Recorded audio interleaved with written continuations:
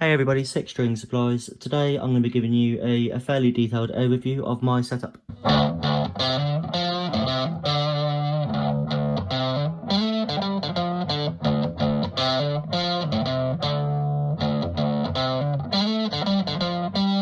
Just before I dive into today's video, I just want to announce a nice milestone for Six String Supplies. If you happen to have this month's edition of Guitar Magazine, I know it does say June 2020 there, but most publications are published 1 month in advance. So this is Guitar Magazine, or also available online at guitar.com. They have done a double page review on a couple of our harnesses, which is incredible for myself and Six String Supplies, for the simple reason that this is the first time any of our products have been peer reviewed by a publication within the industry. They reviewed a standard Les Paul wiring harness, very popular kit for any company that makes them. It's a Les Paul, it's an iconic guitar. But they also reviewed our Jimmy Page Les Paul harness, which is, I suppose, our flagship product. Especially with everybody in lockdown, it's proving to be very popular. So basically, this is the print edition. I'll be putting a link to it in the description below if you wanted to read it on guitar.com. Basically, it's a very nice, very complimentary double page spread. We got the Editor's Choice Gold badge, and we got given a score, a rating of 9 out of 10, and to be honest, anything over 7 out of 10 I'd have been more than happy with. So incredibly grateful for the guys at guitar.com. Like I say, this is the print edition. It's available online. I'll leave the link in the description below, and with no further ado, we'll crack on with the video. Okay guys, so I'll try and give you as much detail as I can about my setup and some of the tools and the equipment I use, soldering station, solder wire, tip cleaning, using different tips, a couple of handheld tools, templates, all sorts of things. But I'll try not to bore you as well, because I mean this is quite nerdy. Okay, so I'll start off with the soldering equipment itself. Generally pretty key. So that blue and yellow machine over there is my main, well, it's the only soldering station I currently have. It's a Hakko FX888D. For those that don't know, Hakko are a Japanese manufacturer of soldering equipment, although I'm sure they manufacture a lot more than just that. This is temperature adjustable. I've had it for about 3 years now. I'll just turn it on just to give you a bit of an insight. It's got a very nice range, all the way from, I think the lowest is, I don't know, 60 up to, I think it goes out at 480 degrees C. So this is Celsius, not Fahrenheit. The standard temperature that I use if I'm wiring any circuit, doesn't matter if it's a Les Paul or a Strat or a Tele or anything, is not that. It's 370-ish. It will fluctuate depending on the day, and the reason being, it's for some reason it can change. The best way, it's impossible for me to recommend or tell you what temperature to use, because you need to, whenever you buy a new soldering station or if you're testing out new solder wire, you need to practice on some old scabby components to get a feel for your equipment and the flow of the solder and how it all comes together in union. It sounds a bit corny, but it's the easiest way for me to describe it. I'll turn that off for now. This is the solder wire I use. I've been using this again for about 3 years now. Obviously, Six String Supplies is a business, so I sell these products commercially for a profit. As the UK is, well, we've technically left the EU, but we're still going through a transition period. The EU banned the use of lead in electronic products or commercial products quite a while ago now, which means I have to use lead-free solder. Even though we have left the EU and even though we're in a transition period, I fully suspect that this won't change. I think that's a good thing, to be honest. So if you don't need to use lead, then don't. But anyway, because of that, I have to use lead-free. As you can see there, it says lead-free. But the key with this is lead-free is very, very hard to use, because most solder alloys that are lead-free are an alloy of tin and copper. So as you can see on this one, it's SN on the at the left there is 95.5% tin, and copper is 0.6. Now normally lead free, it's a slightly higher content of copper and a bit less, well, higher tin, but there's about 3% copper. This is premium lead free, and that AG content there, which is silver, is 3.9%, and that makes it a lot easier to work with. Silver has a fairly low melting temperature, and it allows you, it just flows a lot better. And silver as well, on top of that, is the best conductive metal on the planet. It's more conductive than copper, so it does make a superbly conductive joint. If you do go lead free, I'd recommend you get the added silver, and you want a minimum content of 3%. Now this is 3.9. That's the highest I've seen. I've never seen it higher than that, and the reason for that is it's expensive. So I buy this in reels of 500 grams. As you can see there, it generally lasts quite a few months at a time. And I use 0.7 mil diameter or 22 standard wire gauge. The reason being, I know people use a lot thicker wire. For me, less is more. The smaller the diameter, I find it gives me a lot more control. Whereas if you go in with a thicker diameter, you can find yourself creating a few puddles or using more solder than you need to, which is why I stick to that. Okay, so that's the main soldering equipment. I also use a lot of this in my setups. It's tinned copper. It's I don't know what the gauge is. It's about 0.9 mil. Can we see in there? It's 20 SWG, 20 standard wire gauge. And I use this for the ground wire on a Les Paul, for example, to connect the 4 pots together. And I'll use it as well to make jumper connections on CTS push-pull pots, for example. Be careful though. This is I guess it is vintage cracked, and it's also known as bus wire. But there are quite a few, how do I say this without pointing the finger? There are a few companies out there who sell this as vintage correct ground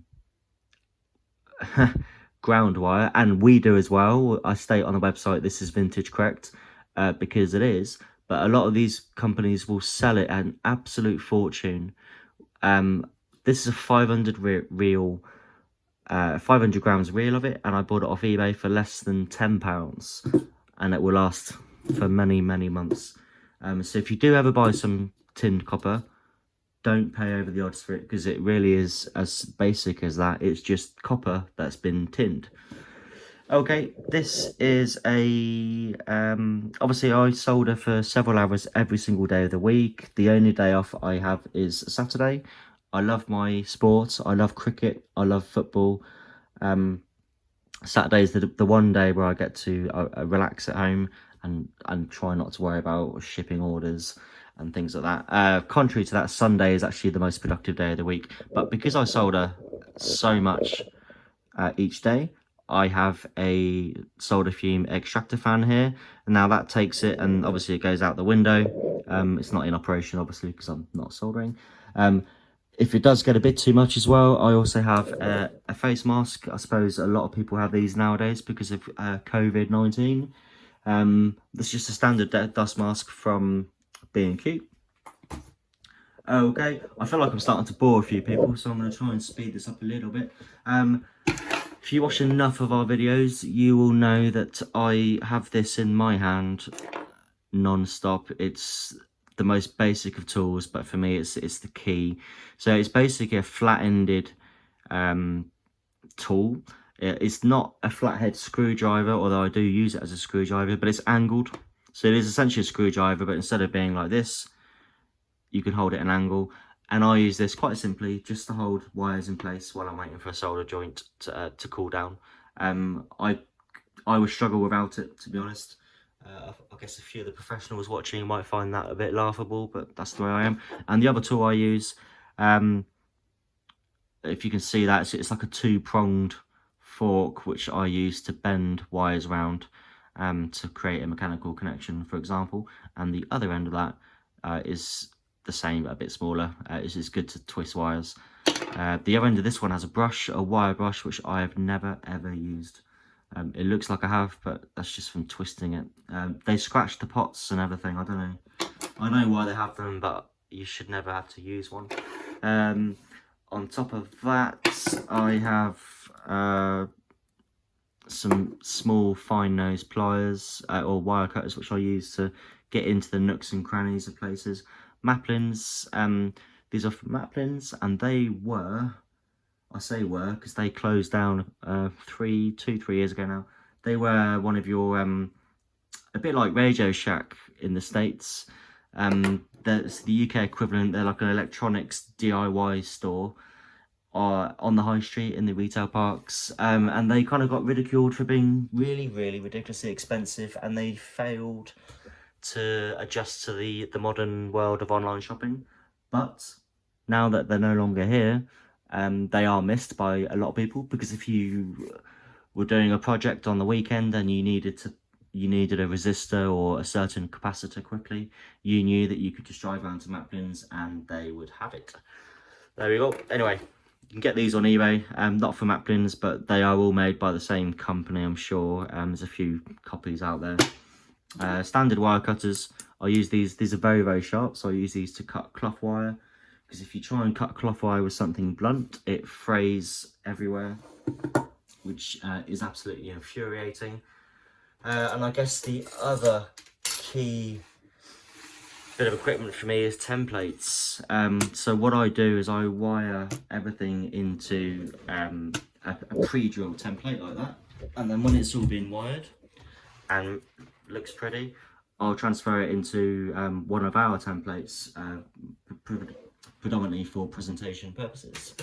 So some of these are quite old. This was a Telecaster control plate. It's genuine. Well, it's not Fender, but it's Fender sized. It was actually one of those old Goto made in Japan ones. Now this was a failed relic attempt.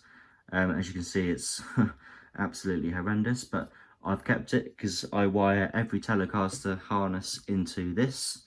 That way I know it will fit any Fender model. Exactly the same with a Stratocaster. They get wired into, this is what a genuine Fender part. It's the Strat shielding plate. Very cheap on eBay if you ever need one, about 4 or 5 quid. Other times customers will send us a template. We are open to doing custom work, although not currently because of the coronavirus.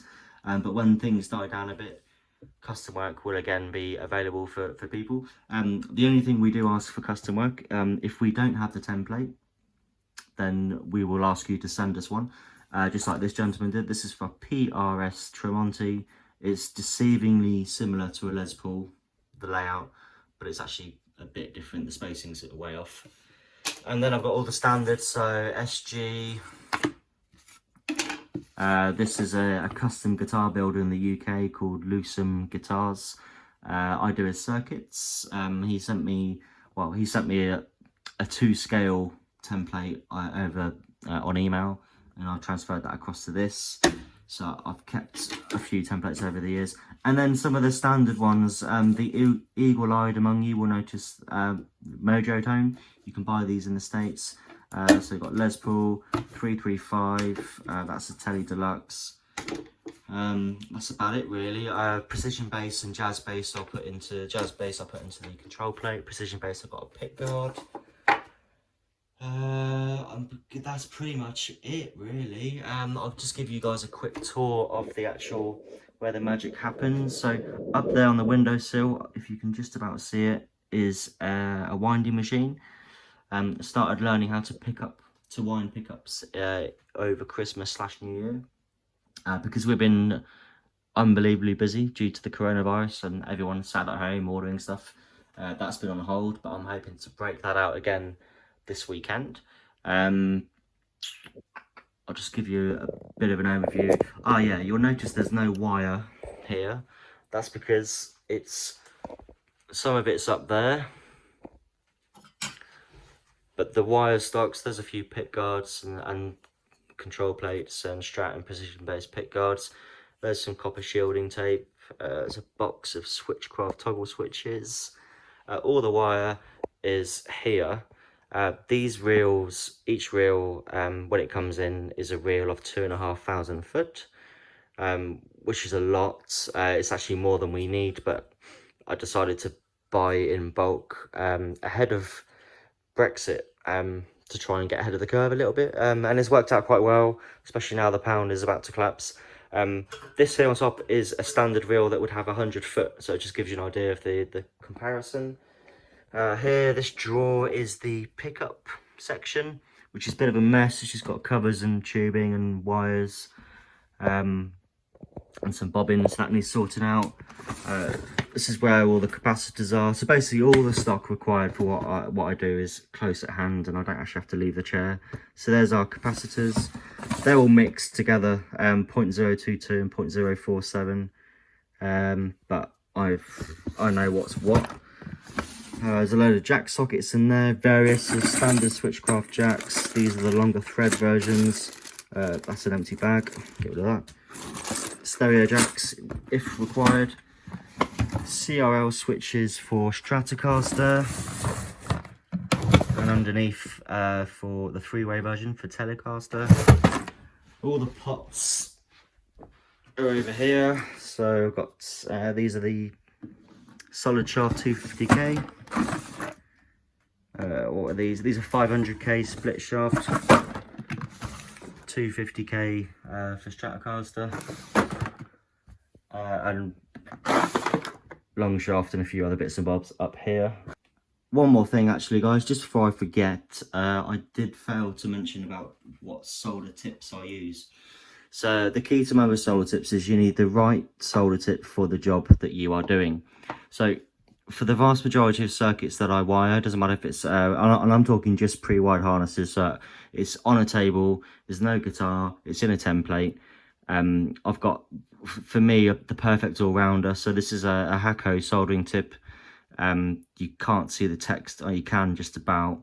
I'll put a link to it below, but basically it's a conical shape, but it's got a flat tip and flat edges as it gets towards the end. And what that allows me to do, like I say, when I'm soldering on a template, on a table like this, outside of the guitar, the key to soldering is all about heat transfer. So this is a brand new tip that's not been used. It's a spare part. So this silvery bit at the end is what will be tinned, and that's where the heat transfer will occur. So this actually allows me, because I can get the angle, I can use the whole length of that tip to do a joint on top of the pot there. Or if I'm having to solder braided wire to the side of the pot, I can get the whole length of it on the side, and it's really is nice and simple.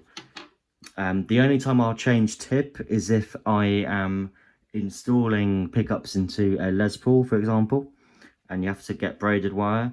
Obviously the circuit's inside the guitar, and when it's down inside you cannot get the angle because the body is in the way. That's when I'll change over to this type of tip.